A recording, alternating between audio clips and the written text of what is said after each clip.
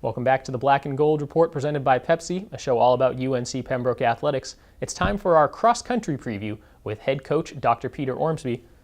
Coach, thanks for joining us. Thanks for having me. Let's start in on the women's side, where the team finished 3rd out of 12 in the Peach Belt Conference a year ago. Who's back from last year's lineup, and who can fans expect to hear about as a leader of the pack? Well, we returned almost everybody. I think the only two notable departures were Kendall Boykin and Savannah Fornshell. So it's intact for as much as we can be.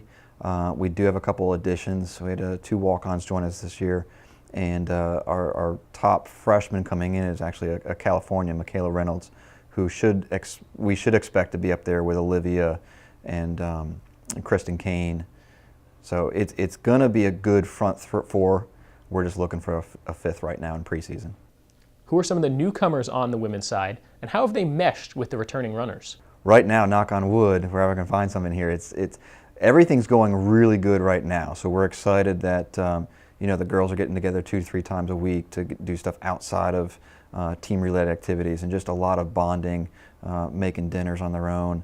I think my wife has become the team mom, so she's gotten a couple, do-it-yourself crafts things that the girls are excited about. So it's always a good thing when you can have a lot of excitement on the group me's and the chats going on outside of practice. Everybody's getting together on the weekends. It's been a warm summer across the East Coast. I know your team trains mostly in the morning and fairly early at that, but how has the weather affected your preseason? Right now we're getting a little break. So the past couple mornings it's been really good to do the workouts. We're just waiting for that one or 2 days that it starts to not be 100 with the heat index in the afternoons to do that. But when you go at 6, you're going to get what you can. The quality may not be there because the kids roll out of bed at about 5:30, 5:45. They got nothing on me who's rolling out of bed at 4:30. But we're excited. The workouts are a little easier right now to accommodate that. And then once we start racing, we'll kind of adjust and go from there.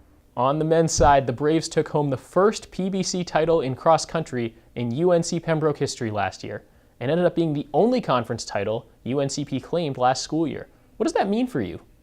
There's a big old target on my back and the 12 guys and 14 guys that we have coming back. So it's a lot of pressure. Right now, I think I'm taking most of the pressure and just letting them do what they're supposed to do, which is come in 5-6 days a week, take care of business, and get things done. The men's cross-country team is picked to repeat as PBC champions in 2016. What does that do for the pressure and the expectations this season? The nice thing is they know how to win now. I think my first year and even going into the late season last year, is they really didn't know what to expect and how to win. So now with really only 2 departures out of that top 12 that we took to PBCs last year, it's nice that the bulk, say 99% of the guys, know what it took to get there last year, and that they're solely committed on repeating as well. Looking at the roster for the men's team now, many of the top runners from 2015 are gone.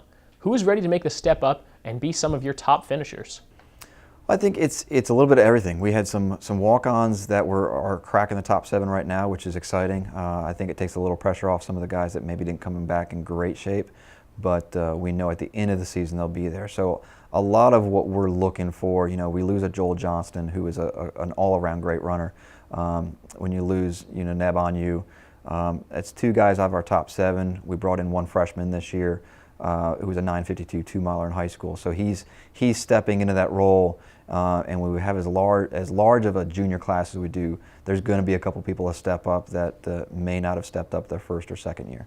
Let's talk schedules now. You get started right away in Elon on September 1st, racing twice more in that month and again at the start of October, before the Peach Belt Conference Championships on October 22nd. How does your schedule set your team up for success?